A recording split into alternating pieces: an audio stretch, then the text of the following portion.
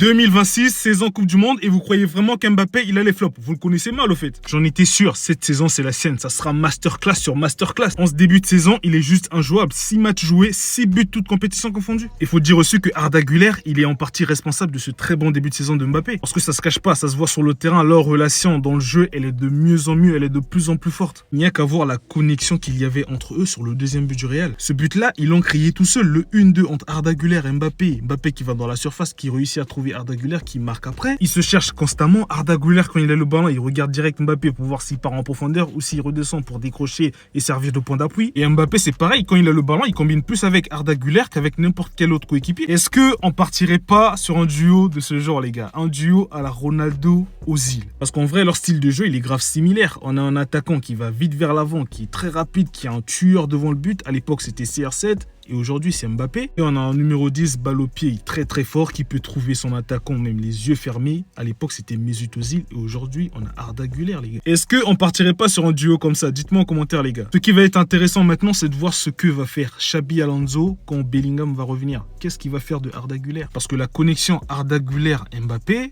ce serait dommage de la gâcher.